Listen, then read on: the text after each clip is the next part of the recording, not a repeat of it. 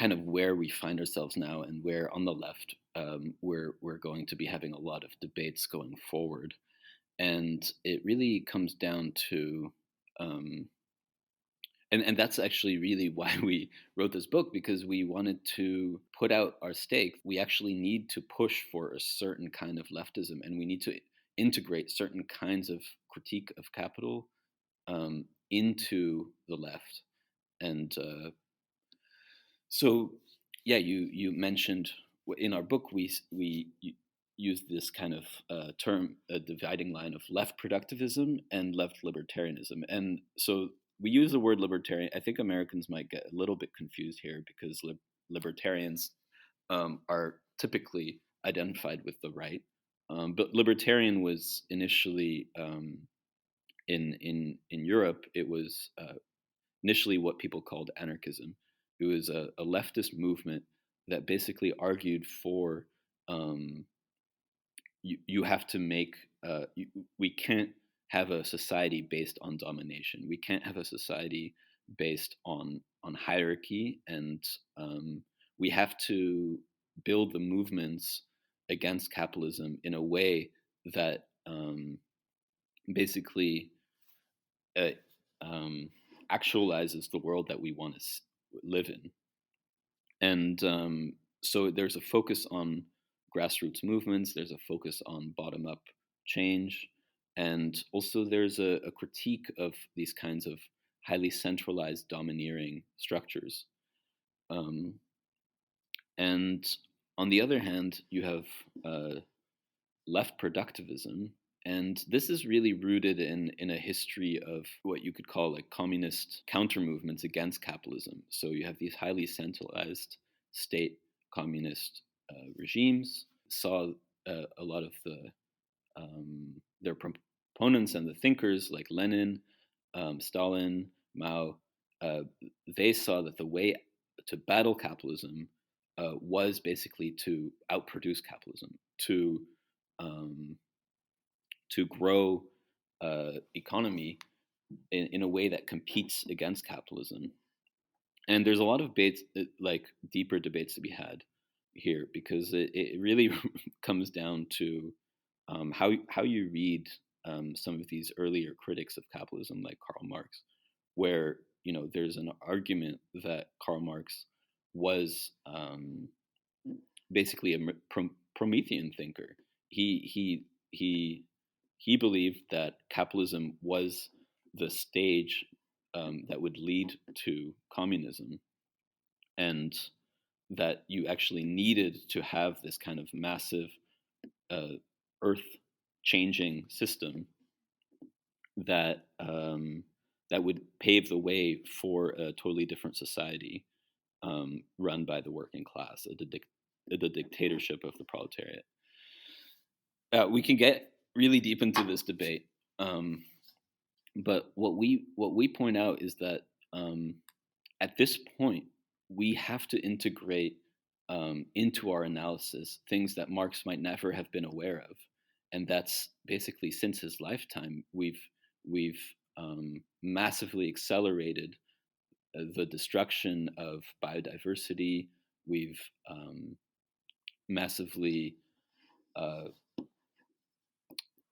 transformed the earth and destroyed ecosystems all around the earth at the expense of genocidal uh, warfare, mostly on black and brown people of the global south.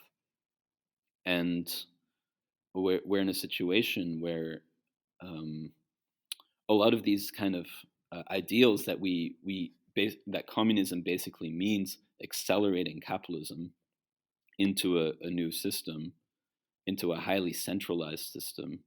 Um, I don't think it's not actually viable anymore. And degrowth kind of comes into this and argues that yes, we need to have a critique of capitalism, and we need to understand capitalist political economy, and there are things from capitalism that we can integrate and that have changed the world in the way that we can that we can admire. So degrowth isn't an anti-modern movement, but we also have to make the the kinds of transformation of the earth and the way that capitalism completely undermines its own ability to reproduce itself. We have to make that a part of our politics. And so degrowth, for that reason, it aligns itself with grassroots movements. It aligns itself with movements from the global south, and basically proposes an alternative form of development that doesn't have to move through highly degrading and unjust industrialization. We can find different paths for development that don't require that kind of destruction of its own base of wealth, which is the earth. Aaron, the counter argument from the left productivist camp would be that we're finding new ways of development and growth that can raise standards of living for those at the bottom, especially in the global south, without causing the kind of irreparable damage. You can imagine, visions of I don't know, editors of Jacobin magazine mining asteroids for precious metals. I don't know. You know what I mean? Like some kind of vision of a future society in which we're, traveling through the cosmos and just stealing resources from other rocks, I guess. Right. So, I mean, I'm being somewhat silly, but like, isn't that basically what they envision? Yeah, you're not being silly at all. This is the argument proposed by Aaron Bastani, who wrote the book Fully Automated Luxury Communism. And he argues that we basically need to accelerate automation. We need to accelerate, um, we have to have a vision of a fully technologized communism, and which would eventually mean and require mining asteroids. And it would mean just basically no limits to the amount of resources that we can use. Where degrowth comes in, and I think that's why degrowth is so valuable for the left today. It comes back to this idea, what is called social metabolism. So social metabolism is basically the way that a human might have metabolism.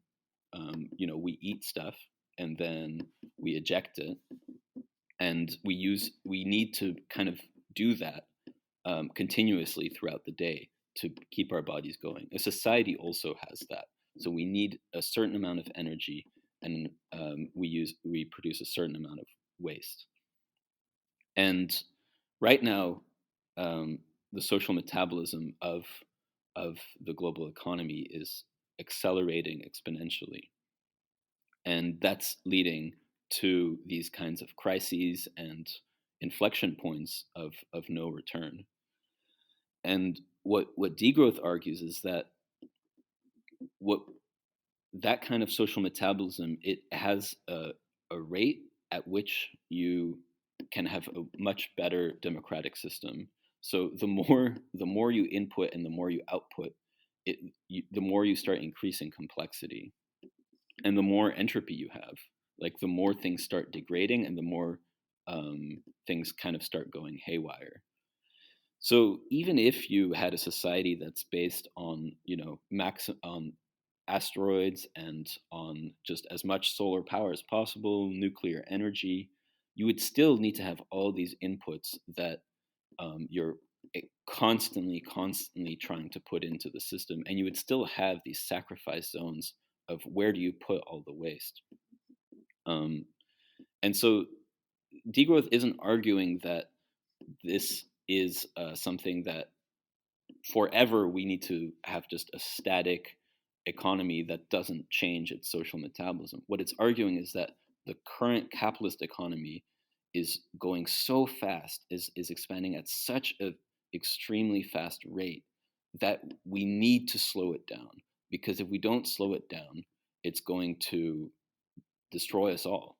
And we can't switch to a socialist, the ideal fully audited luxury communist regime, and at, without um, without also slowing it down first. In this economy, we can't decouple economic growth from environmental impacts, as the left productivists think that we can. Um, because the way that they think that we can is basically by relying on technological innovation. And then the argument looks pretty similar to the neoliberal green growth, because instead of seeing that you can actually create a different lifestyle that doesn't demand that much energy and doesn't demand that much waste, um, they can only basically see the lifestyle that exists now as the ideal lifestyle, and that people wouldn't want anything different from that. So what we're talking about is really, instead of believing that we can decouple economic growth from environmental impacts, degrowth is about we can decouple well-being from a immensely harmful economic system. We can, by downscaling the amount of energy and material that we use, um, as a necessity, we can do that. That doesn't mean that sometime in the future we could scale up again in a sustainable way. But right now, this is like the priority right now because we're heading to a cliff.